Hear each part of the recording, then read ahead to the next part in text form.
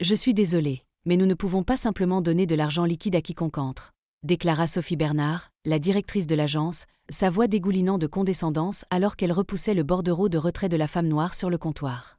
Surtout pas des montants comme celui-ci. Ces mots résonnèrent dans le hall en marbre de l'agence phare de la Banque métropolitaine, tandis qu'un cercle d'employés s'était formé.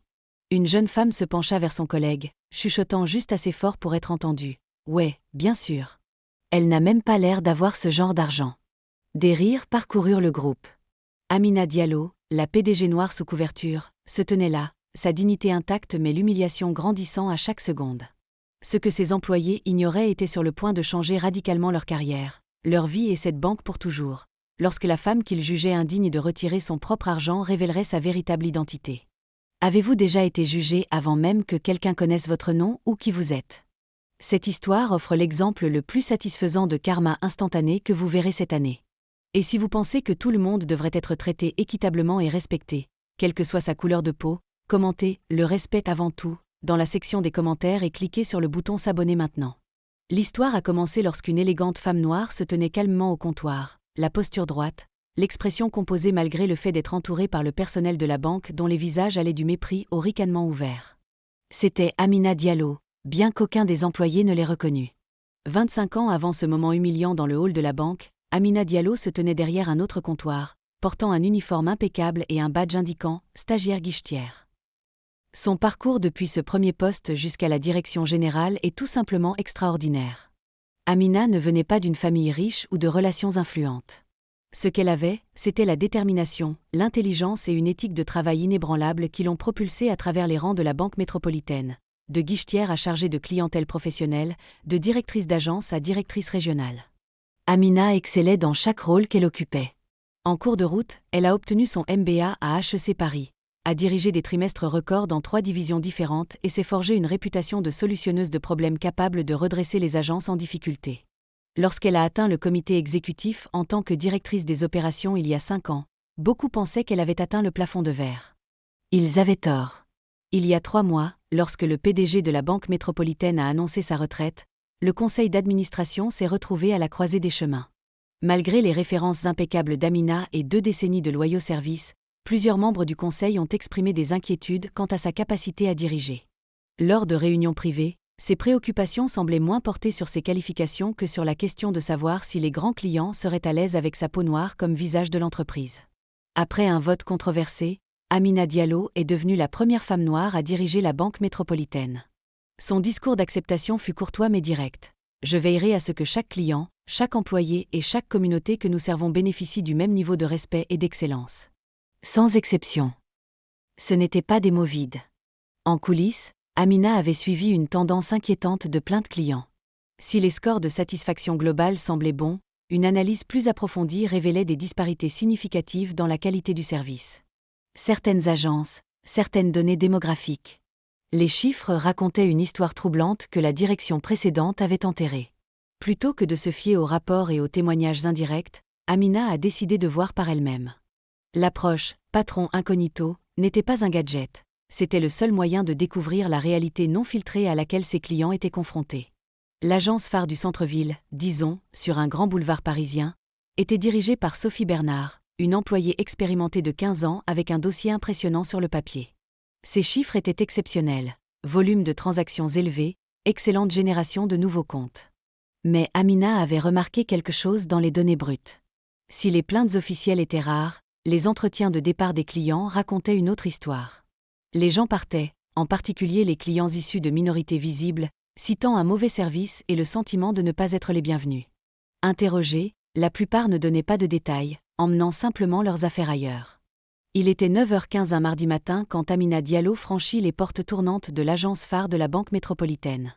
Elle avait délibérément choisi une tenue modeste, un simple sweat à capuche bleu marine sur un pantalon sombre et une casquette. Ses cheveux naturels étaient coiffés sobrement et son maquillage était discret. Elle portait un sac à main bien entretenu mais pas de marque. Pour quiconque regardait, elle ressemblait à une femme ordinaire de classe moyenne, pas à la PDG de toute l'institution. Amina s'assit dans la zone d'attente, faisant semblant de vérifier son téléphone, mais observant en réalité la dynamique du service client qui se déroulait autour d'elle. Ce dont elle fut témoin au cours de ces 15 premières minutes fut plus révélateur qu'un millier d'enquêtes clients. Un homme d'affaires blanc en costume coûteux s'approcha de l'entrée. Avant même qu'il n'atteigne le comptoir, un membre du personnel l'intercepta avec un sourire. « Bonjour monsieur, comment pouvons-nous vous aider aujourd'hui ?» L'homme fut escorté directement à un bureau, évitant complètement la file d'attente. Quelques minutes plus tard, un couple âgé d'origine maghrébine entra. On leur indiqua de prendre un numéro et d'attendre. Pas de sourire, pas de chaleur, juste un doigt pointé vers la zone d'attente. Une jeune femme blanche en tenue décontractée s'approcha du guichet rapide. La guichetière, Chloé Martin, selon son badge, discuta aimablement avec elle, lui demandant des nouvelles de son week-end. Transaction terminée en moins de 2 minutes. Puis, un homme hispanique en tenue d'agent d'entretien s'avança vers le même guichet. Soudain, il y eut des questions supplémentaires, des demandes de plusieurs pièces d'identité et un regard suspicieux de la guichetière. Son simple encaissement de chèque prit près de 10 minutes. Amina observa ce schéma se répéter 6 fois de plus avant de s'approcher elle-même du comptoir. À ce moment-là, elle attendait depuis 37 minutes, bien que l'agence ne soit que modérément occupée. 3 clients blancs arrivés après elle avait déjà été servie.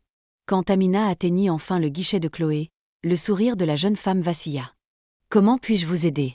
demanda-t-elle, son ton nettement plus froid qu'avec la cliente précédente. « J'aimerais faire un retrait, s'il vous plaît, » dit Amina en glissant sa carte d'identité et son bordereau de retrait sur le comptoir. Le montant, 15 000 €. Les yeux de Chloé s'écarquillèrent légèrement. Elle examina le permis de conduire d'Amina, puis regarda son visage, puis de nouveau le permis, comme pour confirmer qu'il s'agissait bien de la même personne. « C'est un montant important, » dit-elle, sa voix s'élevant juste assez pour attirer l'attention de son collègue au guichet voisin. « Oui, en effet, » répondit calmement Amina, « mais c'est bien dans la limite quotidienne pour mon type de compte. » Chloé ne répondit pas.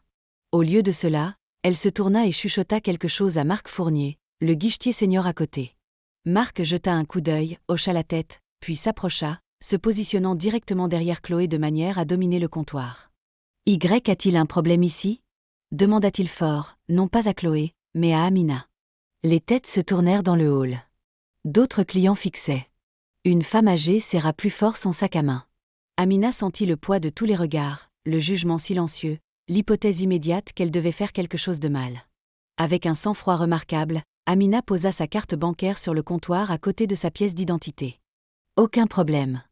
Je fais simplement un retrait de mon compte. » Marc ramassa sa carte d'identité, l'étudiant avec une attention exagérée. « Nous avons constaté des activités inhabituelles sur ces types de comptes récemment, » dit-il, insistant juste assez sur « ces types » pour que son sens soit clair. « Nous devons être très prudents. » « Quel type de compte exactement ?» demanda Amina, sa voix stable. Marc ignora la question. « Chloé, pouvez-vous afficher l'historique du compte, s'il vous plaît ? Voyons quel type de schéma de transaction nous observons. » Pendant que Chloé tapait sur son clavier, un autre membre du personnel s'approcha. Rémi Lefebvre, selon son badge, se pencha et murmura quelque chose à Marc, pas assez discrètement. Probablement une de ces affaires de blanchiment d'argent ou d'encaissement de chèques douteux. Rémi n'essaya même pas de cacher son mépris en regardant Amina de haut en bas, observant ses vêtements modestes et ses cheveux naturels avec un sourire narquois. « Nous devons juste vérifier que les fonds sont bien les vôtres, » dit-il avec une fausse douceur. « Vous comprenez, n'est-ce pas ? C'est pour votre protection. » L'humiliation était calculée et délibérée. Pourtant, Amina maintint sa dignité, se tenant droite, la voix inébranlable. « Je comprends le besoin de sécurité. J'ai fourni ma pièce d'identité et ma carte bancaire. Je suis cliente de cette banque depuis de nombreuses années. J'aimerais maintenant terminer ma transaction, s'il vous plaît. » C'est alors que Rémi appela Sophie Bernard, la directrice de l'agence. Elle traversa le hall avec l'assurance de quelqu'un qui n'avait jamais été remis en question de sa vie. Son expression était un mélange étudié d'inquiétude et d'autorité alors qu'elle approchait d'Amina. « Madame, je comprends qu'il y ait une confusion concernant votre demande de retrait, » dit-elle, son ton dégoulinant de condescendance. Elle ne se présenta pas, ne demanda pas son nom, assumant immédiatement une position d'autorité sur elle. « Il n'y a aucune confusion de ma part, » répondit Amina. « J'essaie simplement d'accéder à mon propre argent. » Le sourire de Sophie n'atteignit pas ses yeux. 15 000 €, c'est une somme importante en espèces. Puis-je vous demander à quoi elle est destinée ? Cette question, qui n'avait été posée à aucun client blanc effectuant d'importantes transactions ce matin-là, flotta dans l'air entre elles. Le 2 poids, 2 mesures n'aurait pas pu être plus flagrant s'ils avaient mis une pancarte. La tension dans l'air était palpable alors que Sophie Bernard fixait Amina, son visage un masque d'inquiétude feinte qui ne parvenait pas tout à fait à cacher le dédain sous-jacent. Le hall animé de la banque semblait s'apaiser autour d'elle, comme si l'air même retenait son souffle en prévision de ce qui allait suivre. « Madame Diallo », dit-elle finalement, jetant un coup d'œil à sa carte d'identité, ses doigts la tenant par les bords comme si elle hésitait à trop la toucher. « Ce montant ne semble pas approprié pour quelqu'un comme vous. Cette banque est fière de sa dignité et nous avons une certaine classe de clientèle que nous servons. Nous ne pouvons donc pas vous servir ici. » Voilà, le masque était tombé. En quelques mots, Sophie avait révélé exactement de quoi il s'agissait. Non pas des protocoles de sécurité, non pas des réglementations bancaires, mais un préjugé pur et simple déguisé en langage d'entreprise. Amina sentit une oppression familière dans sa poitrine, la même sensation qu'elle avait éprouvée d'innombrables fois au cours de sa carrière. Ce moment où quelqu'un vous sous-estime, vous rejette, réduit toute votre existence à un stéréotype. Derrière Sophie, le personnel échangea des regards entendus. Chloé baissa les yeux, visiblement mal à l'aise, ses mains tripotant une pile de bordereaux de dépôt qui n'avait pas besoin d'être redressée. Son langage corporel criait l'inconfort, mais son silence la rendait complice malgré tout. Marc et Rémi ne prirent pas la peine de cacher leur amusement. Rémi ricana même, couvrant sa bouche avec sa main dans une piètre tentative de dissimuler son rire. « Je suis curieux », intervint Rémi, s'appuyant contre le comptoir avec une confiance retrouvée maintenant que sa patronne le soutenait. Sa voix portait délibérément, s'assurant que les clients voisins pouvaient entendre. « Vous avez touché de l'argent récemment ? Un règlement, peut-être ? Ou un héritage ? Ou peut-être avez-vous blanchi l'argent ?»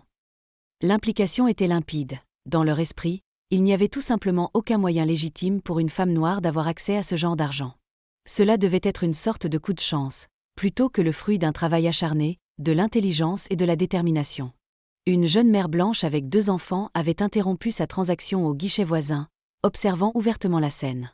Elle rapprocha ses enfants, leur chuchotant quelque chose à l'oreille, leur apprenant peut-être inconsciemment à considérer Amina comme quelqu'un de suspect, quelqu'un qui n'appartenait pas à cet endroit. Amina prit une profonde inspiration. Son sang-froid était remarquable compte tenu des circonstances. Pas une once de la rage qu'elle devait ressentir ne transparaissait sur son visage. « J'aimerais parler à quelqu'un qui peut réellement m'aider à finaliser ma transaction, s'il vous plaît. Quelqu'un ayant l'autorité de passer outre les préoccupations que vous semblez avoir. » Chaque mot était soigneusement choisi, professionnel, raisonnable, ne leur donnant aucune munition, aucune excuse pour la qualifier de colérique ou difficile. Le sourire de Sophie se crispa, un éclair de colère traversant ses traits face à cette contestation. « Madame, je suis la plus haute autorité dans cette agence. Je suis la directrice. Il n'y a personne d'autre à qui parler. » Elle se pencha légèrement, baissant la voix à un murmure de scène qui était encore parfaitement audible pour tout le monde à proximité. L'odeur de son parfum coûteux, probablement destiné à véhiculer le succès et l'autorité, flottait au-dessus du comptoir. Peut-être seriez-vous plus à l'aise dans une agence de quartier plus populaire, ou même à la banque postale. Ils sont plus habitués à gérer votre type de besoin bancaire. Vous devriez peut-être y obtenir 1000 ou 2000 euros. Le rejet était si flagrant, si irrespectueux, qu'une inspiration collective put être entendue de la part des clients qui écoutaient sans vergogne l'échange. Derrière les guichets, les opérations quotidiennes de la banque se poursuivaient. Les compteuses de billets ronronnaient doucement en arrière-plan. Les caméras de sécurité montées dans chaque coin du plafond enregistraient tout, chaque expression, chaque mot, chaque micro-agression se déroulant en haute définition. Amina leva les yeux vers l'une de ces caméras, une lueur peut-être de connaissance traversant son visage si brièvement que personne ne le remarqua. Sans un autre mot à Sophie, Amina plongea la main dans son sac. Un modeste sac en cuir offert par son équipe lors de sa promotion au poste de directrice des opérations, et sortit son téléphone. « Excusez-moi un instant », dit-elle en s'éloignant légèrement du comptoir tout en restant bien en vue de tous. Pendant qu'elle composait un numéro, Rémi donna un coup de coude à Marc, tous deux observant avec des sourires narquois. Rémi murmura quelque chose qui fit étouffer un rire à Marc. Chloé. La guichetière qui avait initialement aidé Amina, gardait les yeux baissés, mais son malaise était palpable dans la rigidité de ses épaules. Un autre client, un homme noir plus âgé en uniforme de la poste, observait la scène avec une expression résignée qui en disait long. Cela ne le surprenait pas. C'était mardi. C'était être noir et faire affaire avec une banque. « Oui, bonjour », dit Amina dans son téléphone, sa voix prenant un ton encore plus professionnel. « Ici Amina Diallo à l'appareil. » Rémi imita sa posture de manière exagérée, se tenant droit, le nez en l'air, mimant « Amina Diallo à l'appareil » à Marc, qui étouffa un rire. La performance de Rémi était destinée à l'ensemble du personnel, une démonstration de domination, d'appartenance, aux dépens d'Amina. La déclaration de mission de la banque était affichée bien en évidence sur le mur derrière eux. Construire ensemble la réussite financière avec confiance, respect et intégrité. Les mots semblaient maintenant une plaisanterie cruelle face à la scène qui se déroulait en dessous. Sophie s'avança, sa patience clairement épuisée. Ses chaussures en cuir poli grincèrent légèrement sur le sol en marbre alors qu'elle bougeait, le son étrangement fort dans l'espace tendu. « Je vais devoir vous demander de conclure vos affaires ailleurs. Vous créez une perturbation dans notre agence. Les banques de catégorie inférieure pourront vous servir, pas ici. » L'ironie était stupéfiante. La seule perturbation était le traitement par le personnel d'une cliente légitime tentant d'accéder à ses propres fonds. Mais dans l'esprit de Sophie, et dans celui de ceux qui partageaient ses préjugés, la simple présence d'Amina, son audace à attendre un service égal, était en soi la perturbation. Amina continua son appel comme si Sophie n'avait pas parlé. « Oui, je suis toujours à l'agence du centre-ville. »« Non, ils ont refusé la transaction. »« Oui, c'est exact. » Son calme était déstabilisant pour Sophie. Les gens dans sa position, se voyant refuser un service, étant humiliés publiquement, étaient censés réagir de deux manières. Une colère explosive qui justifierait l'expulsion, ou une acceptation des faits qui aboutirait à la retraite. La résistance calme d'Amina ne suivait aucun de ces scénarios, et cela la déconcertait clairement. « Madame !» La voix de Sophie monta, le vernis de professionnalisme se fissurant davantage. « Si vous ne quittez pas les lieux immédiatement, je serai obligée d'appeler la sécurité. » Amina se tourna légèrement, parlant toujours clairement dans son téléphone. La grande horloge murale de la banque égrenait bruyamment chaque seconde de l'impasse. Il était 10h17. Une heure qui serait consignée dans de nombreux documents de licenciement dans les heures à venir. Sophie fit signe à Marc, qui attrapa le téléphone de l'extension de sécurité. La situation s'envenimait à chaque seconde. D'autres employés avaient cessé ce qu'ils faisaient pour regarder, sentant que quelque chose d'important se déroulait. C'est alors qu'Amina se détourna de Sophie et prononça ces derniers mots dans le téléphone.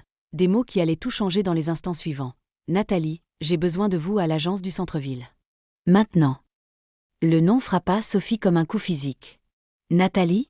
Comme dans Nathalie Moreau, la directrice des opérations de toute la banque ? Amina la connaissait ? Amina avait son numéro direct ? Une lueur d'incertitude traversa le visage de Sophie, la première fissure dans sa façade assurée. Qui était vraiment cette femme ? Comment avait-elle un accès direct à l'une des plus hautes dirigeantes de l'entreprise ? La question ne resta dans son esprit qu'un instant avant que son arrogance ne reprenne le dessus. Probablement juste du bluff, pensa-t-elle. Ces gens-là essaient toujours d'intimider en prétendant connaître des gens importants. Cliquez sur j'aime et s'abonner si vous soutenez Amina, la patronne incognito dans cette histoire. Au siège de la Banque métropolitaine, dans le quartier de la Défense, le bureau exécutif entra soudainement en effervescence. Nathalie Moreau se redressa brusquement à son bureau, son visage blêmissant alors qu'elle reconnaissait la voix à l'autre bout du fil et réalisait qui l'appelait. Nathalie avait travaillé aux côtés d'Amina pendant plus d'une décennie. Elles avaient brisé d'innombrables plafonds de verre ensemble, navigué dans les eaux dangereuses de la finance d'entreprise en tant que femmes de couleur, se soutenant mutuellement à travers les défis personnels et professionnels. « Sortez-moi toutes les plaintes clients de l'agence du centre-ville de l'année écoulée. » Aboya-t-elle à son assistant. « Absolument toutes, même celles qui n'ont pas été intégrées au processus d'examen formel. » Les assistants s'éparpillèrent tandis qu'elle attrapait sa tablette et son badge de sécurité. Ses talons de créateur résonnèrent sèchement sur le sol en marbre alors qu'elle se précipitait vers l'ascenseur exécutif. Celui qui pouvait l'emmener directement au hall sans s'arrêter. Dans la salle de conférence adjacente, les membres du conseil d'administration qui examinaient les projections trimestrielles se retrouvèrent soudainement interrompus alors que les flux de sécurité de l'agence du centre-ville étaient affichés sur l'écran principal. « Que se passe-t-il » demanda Jean-Pierre Laurent, le président du conseil, tandis que les techniciens s'affairaient à améliorer l'audio. « Vous devez voir ça, monsieur », répondit le chef de la sécurité, l'expression sombre. La couleur quitta le visage de Laurent lorsqu'il reconnut la femme maltraitée par leur personnel. « C'est Amina Diallo », balbutia un autre membre du conseil. « C'est notre PDG. » « Oui », confirma le directeur de la sécurité. Et cela dure apparemment depuis 17 minutes déjà. À l'écran, ils pouvaient tout voir se dérouler en temps réel.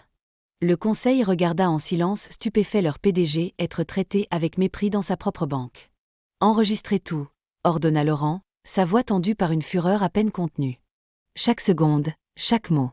Et faites monter le service juridique immédiatement. » De retour dans le hall de la banque, La température sembla chuter de plusieurs degrés alors que Sophie commençait à réaliser que quelque chose n'allait vraiment pas.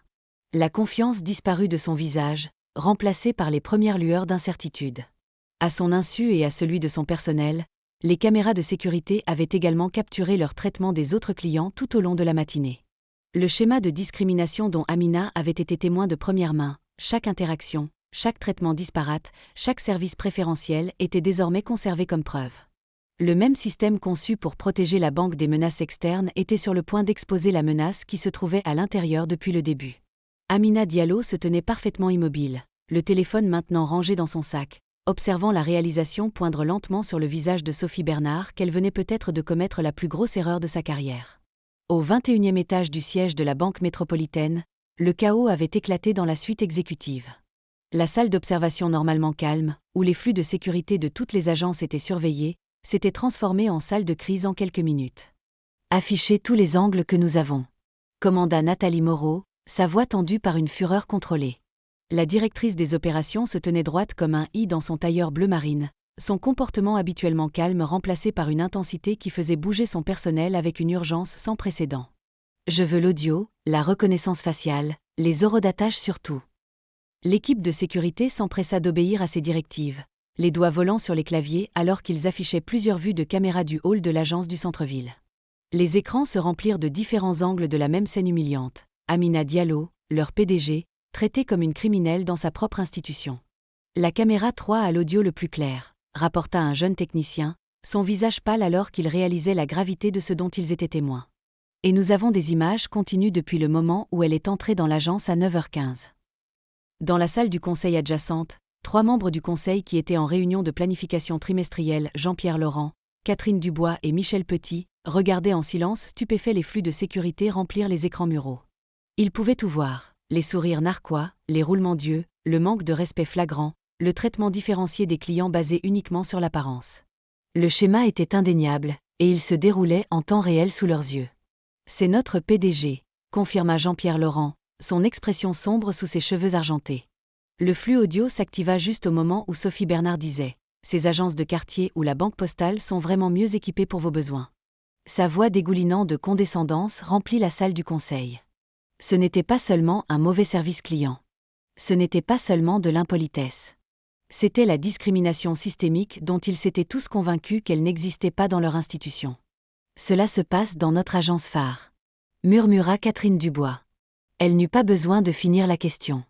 L'implication flottait dans l'air. Combien d'autres clients subissaient ce traitement quotidiennement? Combien étaient simplement partis, emmenant leurs affaires ailleurs, sans jamais déposer de plainte, sans jamais remonter l'information à la direction? « Sortez-moi tout ce que nous avons sur Sophie Bernard », aboya Nathalie à son assistant tout en rassemblant sa tablette et son badge de sécurité. Historique d'emploi, évaluation de performance, plainte client, tout. Et appelez le service juridique. Dites-leur de me rejoindre en bas dans 15 minutes. Alors qu'elle se précipitait vers l'ascenseur, Nathalie parcourait sa tablette, affichant les analyses de l'agence. Les indicateurs de performance de l'agence du centre-ville remplirent l'écran, impressionnants à première vue. Génération de nouveaux comptes de premier ordre, chiffres solides d'octroi de prêts, excellente croissance des dépôts. Mais lorsqu'elle appliqua des filtres pour désagréger les données par caractéristiques démographiques des clients, la véritable image apparut. Les schémas étaient indéniables, cachés à la vue de tous dans leurs propres données. L'agence de Sophie avait le taux de rejet de compte le plus élevé pour les candidats issus de minorités, le taux le plus bas d'approbation de prêts pour les propriétaires d'entreprises noires et un taux d'attrition de la clientèle parmi les personnes de couleur qui était le triple de la moyenne de la banque. Comment avait-il pu manquer cela? Ou avait-il simplement choisi de ne pas voir? De retour dans le hall de l'agence, la tension montait à chaque seconde. Sophie avait convoqué l'agent de sécurité, un jeune homme nommé Thomas, qui avait l'air profondément mal à l'aise avec la situation. À peine 25 ans, nouveau dans le poste et clairement non préparé à la complexité morale de ce qu'on lui demandait de faire. « J'ai besoin que cette femme soit escortée hors des lieux », ordonna Sophie, ne regardant pas Amina, comme si elle était un objet plutôt qu'une personne. Sa voix portait la certitude absolue de quelqu'un dont l'autorité n'avait jamais été remise en question entre ses murs. Elle crée une perturbation et refuse de partir après s'être vue refuser un service. L'agent de sécurité hésita, sentant clairement que quelque chose clochait dans la situation.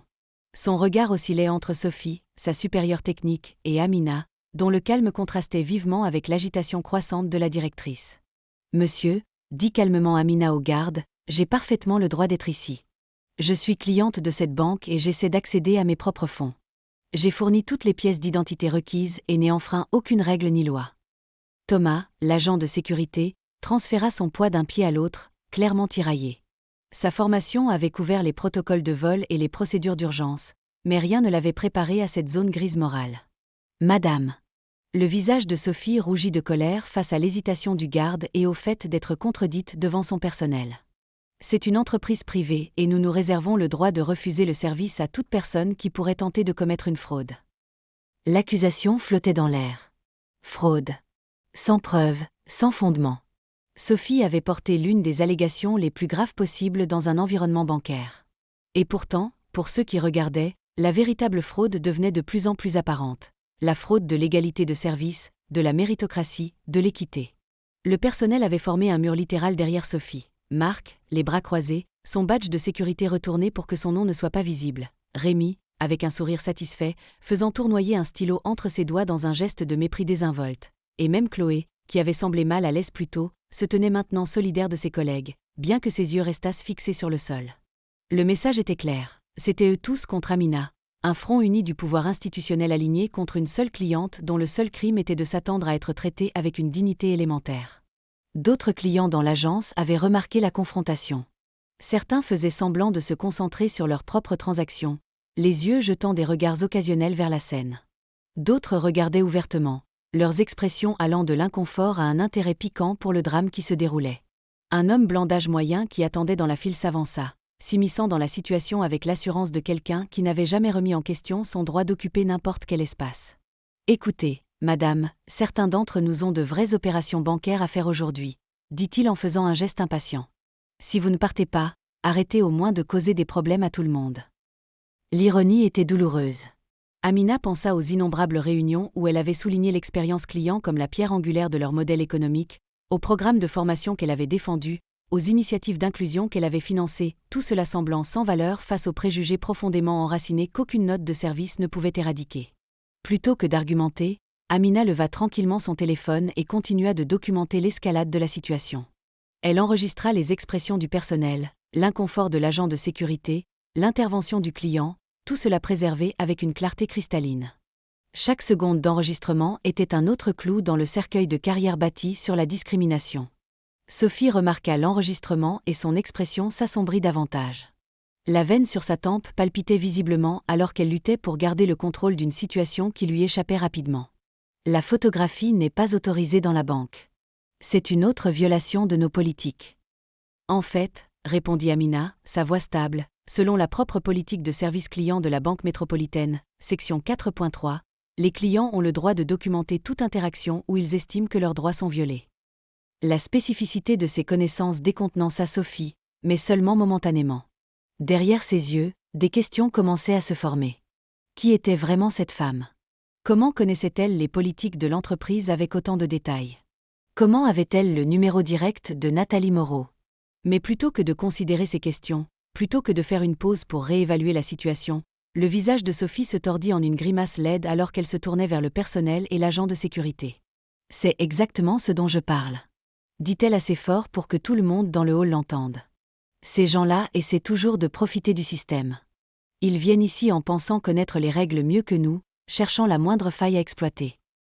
Le masque était tombé complètement maintenant. Plus de prétextes de problèmes de sécurité ou de protocole bancaire. Juste un préjugé nu et cru exposé à la vue de tous, capturé à jamais par le propre système de sécurité de la banque et le téléphone d'Amina. Les clients regardaient soit avec une fascination morbide, soit détournaient ostensiblement le regard, faisant semblant de ne pas remarquer le spectacle qui se déroulait sous leurs yeux. Même quelques membres du personnel commençaient à bouger mal à l'aise alors que le comportement de Sophie devenait de plus en plus erratique, le vernis de professionnalisme se craquelant pour révéler le préjugé sous-jacent. Rémi, dont la moquerie avait été si ouverte plus tôt, jetait maintenant des regards incertains à sa directrice. Cela allait plus loin qu'il ne l'avait prévu, franchissant des lignes que même lui reconnaissait ne pas devoir être franchies dans un environnement professionnel. Chloé, la guichetière qui avait initialement aidé Amina, avait l'air physiquement malade, son teint cireux alors qu'elle assistait à l'escalade de ce qui avait commencé comme une transaction de routine. Elle avait suivi la procédure, appelé sa directrice comme requis pour les gros retraits, mais ceux-ci, Cette humiliation publique d'une cliente n'était pas ce pourquoi elle avait signé. Seule Marc restait ferme dans son soutien à Sophie, ses bras croisés et sa posture rigide, une manifestation physique des barrières institutionnelles auxquelles Amina avait été confrontée tout au long de sa carrière. À travers tout cela, Amina Diallo se tenait parfaitement immobile au centre de cette tempête, sa dignité intacte, attendant. Le poids du moment, pas seulement pour elle-même, mais pour chaque client qui avait jamais été rejeté, manqué de respect ou refusé un service en fonction de son apparence, reposait sur ses épaules. Le carillon de l'ascenseur retentit faiblement au loin. La tête de Sophie se tourna légèrement au son, momentanément distraite. Quelque chose dans l'air avait changé, comme la baisse de pression avant un orage. Les grandes portes doubles de l'agence phare de la Banque métropolitaine s'ouvrirent avec une telle force qu'elles claquèrent contre les murs, le son réverbérant à travers le hall en marbre comme un coup de tonnerre. Toutes les têtes se tournèrent alors que Nathalie Moreau entrait dans l'espace, sa présence commandant une attention immédiate. La directrice des opérations, numéro 2 de toute la société, se déplaçait avec l'intensité concentrée de quelqu'un sur le point d'éteindre un incendie. Arrêtez ça immédiatement. Sa voix portait le poids de l'autorité absolue. Pas une demande, pas une suggestion. Un ordre qui figea tout le monde sur place. L'expression de Sophie Bernard passa de l'irritation à la confusion alors qu'elle reconnaissait la dirigeante. En 15 ans de direction de cette agence, Nathalie Moreau était peut-être venue 3 fois, toujours prévue des semaines à l'avance, toujours avec un ordre du jour formel. Son apparition inattendue, la fureur évidente dans sa démarche, déclenchèrent la première véritable lueur de peur dans ses yeux. Le personnel, qui avait formé un mur de solidarité derrière Sophie quelques instants auparavant, se retrouva soudainement incertain. Le sourire narquois de Rémi disparut. Les bras croisés de Marc tombèrent le long de son corps. Chloé avait l'air sur le point de s'évanouir, la couleur quittant entièrement son visage. Sophie tenta de reprendre le contrôle de la situation, lissant ses cheveux alors qu'elle s'avançait avec un sourire de service client étudié. « Madame Moreau, quel plaisir inattendu. Y a-t-il quelque... Avez-vous la moindre idée de qui est cette personne ?» La coupa Nathalie, faisant un geste vers Amina, qui restait parfaitement composée au milieu du chaos. La question flotta dans l'air, lourde d'implications. Sophie jeta un coup d'œil à Amina, puis de nouveau à Nathalie, la confusion cédant la place au premier signe d'effroi. Son esprit parcourut les possibilités. Était-ce une amie de Nathalie ? Une parente d'un membre du conseil ? Une inspectrice de l'autorité de contrôle prudentiel ? Une cliente potentielle à haut potentiel qu'ils essayaient de courtiser ? Les autres clients de l'agence avaient cessé toute prétention de mener leurs propres affaires. Certains avaient sorti leur téléphone, enregistrant la confrontation. Une femme âgée qui avait été témoin de toutes les preuves hocha la tête avec satisfaction, comme si justice était enfin rendue. Thomas, l'agent de sécurité, recula délibérément de Sophie, se distanciant instinctivement de ce qu'il reconnaissait maintenant comme le mauvais côté de l'histoire. Nathalie s'approcha d'Amina, tout son comportement se transformant au passage. La juste colère qu'elle avait dirigée contre Sophie fit place à un profond respect alors qu'elle s'adressait à la femme qui avait été traitée si honteusement. « Je suis profondément désolée que vous ayez vécu cela, surtout ici, » dit-elle, sa voix portant dans tout le hall silencieux. Puis elle se retourna pour faire face au personnel, son expression se durcissant à nouveau. « Ceci, » annonça-t-elle, sa voix résonnant d'autorité, « est Amina Diallo, la directrice générale de la Banque métropolitaine. Votre patronne. » Les mots atterrirent comme des coups physiques. Sophie chancela en arrière comme si elle était frappée. La main de Rémi vola à sa bouche, ses yeux s'écarquillant d'horreur alors que la réalisation de ce qu'il avait fait, de qui il s'était moqué, le frappait. Le visage de Marc perdit toute couleur, sa pomme d'Adam faisant des va-et-vient alors qu'il déglutissait à plusieurs reprises. Chloé se mit à trembler visiblement, des larmes montant à ses yeux. 3 mois plus tôt, dans la grande salle de bal de l'hôtel le plus prestigieux de la ville, Amina Diallo s'était tenue sur une estrade sous des lustres en cristal et avait accepté la clé symbolique de la Banque métropolitaine. La salle était remplie de dignitaires, de leaders financiers et de presse, tous témoins d'un moment historique alors qu'elle devenait la première femme noire à diriger une grande banque nationale française. Sophie Bernard avait regardé la cérémonie en direct lors d'une réunion du personnel. Elle avait applaudi poliment avec son équipe, fait des commentaires appropriés sur le progrès et le leadership. Puis, apparemment, elle avait oublié, ou choisi de ne pas reconnaître le visage de sa propre PDG lorsqu'elle est entrée dans son agence. Nous regardions, continua Nathalie en brandissant sa tablette. Sur l'écran, les images de sécurité de toute la journée défilaient en définition cristalline. Nous avons vu comment vous avez traité Madame Diallo. Et nous avons vu comment vous traitez les autres. La tablette affichait des comparaisons en écran partagé. Un client blanc effectuant un retrait important traité avec des sourires et de l'efficacité, juxtaposé à la demande identique d'un client hispanique accueilli avec suspicion et examen minutieux. Un client à l'allure riche escorté directement dans un bureau tandis qu'une femme noire âgée attendait 40 minutes pour une assistance de base. Chaque interaction dans cette agence est enregistrée, dit Nathalie, sa voix tendue par une fureur contrôlée. Absolument chaque interaction. Et ce dont nous avons été témoins aujourd'hui est un schéma de discrimination si flagrant, si scandaleux, qu'il viole non seulement nos politiques d'entreprise, mais aussi les lois françaises contre la discrimination et les réglementations bancaires. Elle commença à énumérer méthodiquement les violations, chacune étant un autre clou dans le cercueil de la carrière de Sophie. Traitement différencié basé sur la race ou le statut socio-économique perçu. Non-respect des protocoles de vérification standard de manière cohérente pour tous les clients. Création d'un environnement hostile pour une cliente tentant d'accéder à ses propres fonds. Accusation fallacieuse une cliente de fraude potentielle sans preuve. Le visage de Sophie était devenu d'une nuance alarmante de rouge. La façade soigneusement construite de sa personnalité professionnelle s'effondrait sous les yeux de tous. C'est un malentendu, balbutia-t-elle, lissant à nouveau ses cheveux, un tic nerveux maintenant plutôt qu'un geste de pouvoir. Nous avons de sérieuses préoccupations de sécurité concernant les retraits importants en espèces, les protocoles. Épargnez-moi, la coupa Nathalie. Nous avons examiné les enregistrements de 3 retraits similaires traités plus tôt aujourd'hui pour d'autres clients. Le seul protocole que vous avez suivi de manière cohérente était la discrimination. Rémi s'avança, des larmes coulant sur son visage, sa confiance antérieure remplacée par un désespéré instinct de conservation. Je ne faisais que suivre les ordres de Sophie, plaida-t-il. On nous apprend à être prudent avec les transactions inhabituelles. Marc tenta une approche différente, sa voix prenant un ton d'inquiétude professionnelle. Il y a eu des tentatives de fraude ciblant cette agence. Nous exercions simplement une prudence appropriée conformément. Nous avons accès à chaque email, chaque mémo, chaque communication que vous avez envoyée au sein des systèmes de cette banque, interrompit Nathalie. N'aggravez pas votre cas en mentant. L'entrée principale s'ouvrit à nouveau alors que 3 membres du conseil d'administration, Jean-Pierre Laurent, Catherine Dubois et Michel Petit, entraient dans le hall, leurs expressions graves. Les plus hautes autorités de l'entreprise, à part Amina elle-même, étaient descendues de leur suite exécutive pour assister au jugement en personne. Leur présence élevait ce qui était déjà un événement catastrophique pour Sophie et son équipe à quelque chose d'inédit dans l'histoire de la banque.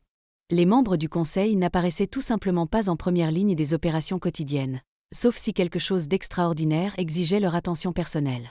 Le hall, déjà silencieux, devint en quelque sorte encore plus calme. Les clients regardaient, les yeux écarquillés, les personnes les plus puissantes de l'organisation formaient un demi-cercle autour d'Amina, une manifestation physique du soutien qui aurait dû être là depuis le début. Tout au long de la confrontation, Amina était restée silencieuse, observant non pas avec satisfaction ou justification, mais avec l'évaluation lucide d'une dirigeante témoignant de l'échec systémique qui nécessitait une correction. Ce n'était pas personnel pour elle, c'était institutionnel, et il était de sa responsabilité d'y remédier. Quand elle parla enfin, sa voix était calme, mesurée et portait le poids indubitable de l'autorité absolue. Sophie. Rémi. Marc, dit-elle, s'adressant à chacun d'eux à tour de rôle, établissant un contact visuel délibéré. Vous êtes licencié. Avec effet immédiat. Pas de voix élevée, pas de geste dramatique. Juste l'exercice simple et irréfutable du pouvoir par quelqu'un qui avait gagné le droit de l'exercer. Vos actions aujourd'hui ont démontré que vous êtes fondamentalement incompatible avec les valeurs de cette institution et les exigences légales d'une pratique bancaire équitable, continua Amina. Il ne s'agit pas d'une suspension ou d'une opportunité d'amélioration des performances. C'est la fin de votre emploi à la Banque métropolitaine. Le visage de Sophie se déforma sous l'effet d'un mélange complexe d'émotions, choc, colère, humiliation et enfin la réalisation naissante que sa carrière de 15 ans venait de se terminer par un échec public spectaculaire de sa propre fabrication. Vous ne pouvez pas juste. Commença-t-elle, mais Amina leva légèrement la main et elle se tut immédiatement. Je peux, et je l'ai fait, dit-elle simplement. Thomas, fit-elle un signe de tête à l'agent de sécurité qui avait observé la scène se dérouler. Veuillez escorter ces anciens employés pour récupérer leurs effets personnels, puis hors des locaux. Thomas se redressa, hochant la tête avec une détermination retrouvée. Oui, madame. Alors que la sécurité conduisait les 3 employés disgraciés vers les bureaux arrière pour récupérer leurs affaires, les clients et le personnel restant regardaient en silence stupéfait. Il n'y eut ni acclamation ni célébration, juste le témoignage solennel de la responsabilité appliquée au plus haut niveau. Chloé, La guichetière qui avait initié l'interaction mais avait montré de l'inconfort tout du long, se tenait tremblante derrière son comptoir, s'attendant clairement à être la prochaine. Amina s'approcha d'elle, et la jeune femme se prépara à l'inévitable. Au lieu de cela, Amina lui parla doucement. Les mots n'étaient pas audibles pour la plupart des gens dans le hall, mais l'expression de Chloé passa de la terreur à la confusion, puis à un soulagement prudent. Elle hocha la tête plusieurs fois, essuyant les larmes de ses joues. On apprendrait plus tard que Chloé fut mise en probation plutôt que licenciée.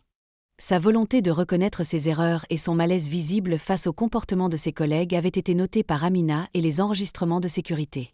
Elle deviendrait l'une des défenseurs internes les plus vocales de la banque pour un service équitable dans les mois à venir. Alors que Sophie, Rémi et Marc étaient escortés devant les clients encore en attente dans le hall, leurs effets personnels emballés à la hâte dans des cartons, tout le poids de ce qui s'était passé sembla s'abattre sur toutes les personnes présentes. Ce n'était pas seulement un licenciement spectaculaire, c'était une déclaration publique sur ce qui serait et ne serait pas toléré dans cette institution à l'avenir. Amina Diallo se tenait au centre de l'agence qui portait le nom de son entreprise, entourée de l'équipe de direction qui avait reconnu sa valeur, à la vue de tous les clients qui comprenaient maintenant exactement qui était à la barre de leur banque. La transformation était complète. De se voir refuser un service à exercer la plus haute autorité en quelques minutes. Le message ne pouvait être plus clair. La discrimination n'avait pas sa place à la banque métropolitaine, et ceux qui la perpétuaient n'y avaient aucun avenir. Après que les employés licenciés eurent été escortés hors du bâtiment, un lourd silence plana sur l'agence phare de la banque métropolitaine. Les clients restaient immobiles, le personnel figé derrière leur comptoir, tous les yeux fixés sur Amina Diallo alors qu'elle inspectait ce qui était maintenant indéniablement son domaine. Quand Amina s'adressa enfin au personnel restant, sa voix ne portait pas la colère, mais la résolution, le ton clair et stable d'une dirigeante qui avait identifié un problème et formulait déjà sa solution. Ce qui s'est passé aujourd'hui ne concerne pas seulement 3 individus ayant fait de mauvais choix, commença-t-elle, rassemblant les employés sous le choc en demi-cercle autour d'elle. Il s'agit d'une culture qui a permis à ces choix de paraître acceptables. Une culture que nous allons transformer, dès maintenant. Le personnel écoutait avec une attention soutenue, beaucoup incapables de croiser son regard, d'autres hochant la tête en reconnaissance honteuse de vérités qu'ils avaient longtemps reconnues mais jamais confrontées. La banque métropolitaine existe pour servir tous les clients avec dignité, respect et équité. Ce ne sont pas seulement des mots sur notre déclaration de mission, ce sont les normes selon lesquelles chaque interaction sera mesurée à l'avenir. Pendant qu'elle parlait, Nathalie Moreau était déjà sur sa tablette, initiant des protocoles d'urgence rarement utilisés dans l'histoire de la banque, transfert de l'autorité de gestion, sécurisation des identifiants d'accès, mise en place d'une direction temporaire jusqu'à ce que des remplaçants permanents puissent être trouvés. Chaque agence, chaque département, chaque rôle dans cette organisation sera évalué non seulement sur la rentabilité, mais aussi sur le service équitable, continua Amina. Les indicateurs que nous valorisons reflètent l'entreprise que nous voulons être. Chloé, la jeune guichetière qui avait initié l'interaction avec Amina mais avait montré un malaise visible tout au long de l'épreuve, se tenait tremblante au bord du groupe. Quand Amina s'approcha d'elle, des larmes coulaient sur le visage de la jeune femme. « Je suis tellement désolée », murmura Chloé, la voix brisée. « Je savais que ce n'était pas bien, mais je ne savais pas quoi faire quand Sophie et les autres. » Plutôt que de rejeter les excuses ou d'offrir une absolution facile, Amina écouta attentivement, reconnaissant ce moment crucial pour ce qu'il était, une véritable ouverture au changement. Apprendre à s'opposer à l'injustice, même lorsqu'elle vient de figures d'autorité, est l'une des compétences les plus difficiles à développer, lui dit Amina. Mais c'est aussi l'une des plus précieuses. Ce qui se passa ensuite ferait partie de la légende de la Banque métropolitaine, un moment évoqué lors de sessions de formation et de séminaires de leadership pendant des années. Amina Diallo, PDG de l'une des plus grandes institutions financières du pays, regarda la jeune guichetière en larmes et vit non seulement du remords, mais aussi du potentiel. « Chloé, avec effet immédiat, vous êtes promue directrice d'agence par intérim. » Les halètements du personnel furent audibles. Les yeux de Chloé s'écarquillèrent sous le choc. « Mais, je ne suis qu'une. » « Vous êtes quelqu'un qui a reconnu que ce qui se passait était mal, même si vous n'aviez pas les outils ou la confiance pour l'arrêter, intervint Amina. Cette prise de conscience est la base sur laquelle nous devons construire. Vous aurez du soutien, de la formation et des ressources. Mais plus important encore, vous apporterez la perspective de quelqu'un qui a vu de première main comment les choses peuvent mal tourner et qui s'engage à les corriger. 3 jours plus tard, Amina se tenait derrière un pupitre orné du logo de la Banque métropolitaine, face à une mer de journalistes, de caméras et d'appareils d'enregistrement. La conférence de presse avait été organisée à la hâte mais méticuleusement chorégraphiée pour délivrer un message puissant. Aujourd'hui, la Banque métropolitaine annonce notre nouvelle initiative Banque équitable, déclara Amina, sa tenue professionnelle et sa présence imposante contrastant vivement avec les vêtements modestes qu'elle portait lors de sa visite incognito. Ce programme complet représente un investissement de 50 millions d'euros dans la formation antidiscrimination, la sensibilisation communautaire et les systèmes de responsabilité interne. Les membres du Conseil l'encadraient sur la scène, leur présence unifiée étant une démonstration publique de l'engagement institutionnel.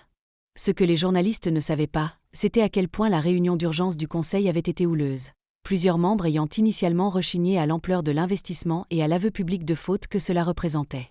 Il avait fallu qu'Amina expose les risques juridiques, financiers et de réputation de l'inaction, ainsi que les images de sécurité de l'agence, pour rallier les récalcitrants. Maintenant, il se tenait à ses côtés, du moins extérieurement engagé dans la transformation qu'elle envisageait. La discrimination bancaire n'est pas seulement moralement répréhensible, c'est mauvais pour les affaires, continua Amina, ses mots résonnant dans la salle de conférence. Lorsque nous ne parvenons pas à servir toutes les communautés équitablement, nous laissons des talents non développés, des entreprises non financées et un potentiel non réalisé. Les caméras balayèrent le groupe diversifié d'individus assis au premier rang, d'anciens clients de la Banque métropolitaine qui avaient subi une discrimination de première main et avaient accepté de partager leurs histoires dans le cadre de l'initiative. Il y avait Karim B., un entrepreneur prospère dont la demande de prêt avait été refusée 3 fois malgré un plan d'affaires et un historique de crédit impeccable. À côté de lui était assise Fatima K., qui avait été détournée des services premium malgré son éligibilité basée sur ses revenus. Et l'IW, dont la tentative d'ouvrir un compte professionnel avait été accueillie par des exigences de documentation excessives non demandées aux autres clients.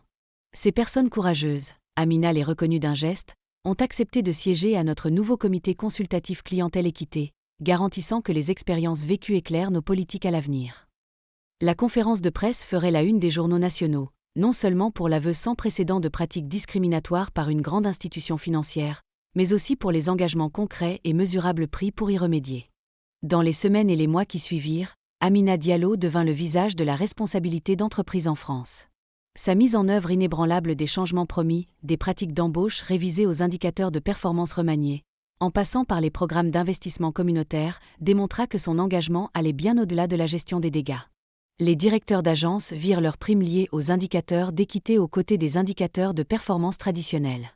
Les enquêtes anonymes sur l'expérience client furent désagrégées par données démographiques pour identifier les disparités. Les programmes de formation furent repensés avec la contribution d'organisations de défense des droits civiques, comme SOS Racisme ou la LICRA, et des régulateurs bancaires. Et dans chaque agence de la Banque métropolitaine, une nouvelle affiche apparut derrière les guichets. Tous les clients méritent respect, dignité et service équitable. Si votre expérience ne reflète pas ces valeurs, veuillez appeler ce numéro. En dessous se trouvait le numéro de ligne directe du bureau d'Amina Diallo. 6 mois après l'incident qui transforma la Banque métropolitaine, Amina enfila de nouveau des vêtements décontractés et visita des agences sans préavis. Mais cette fois, son but n'était pas d'exposer la discrimination, c'était d'être témoin des changements qui prenaient racine dans toute l'organisation.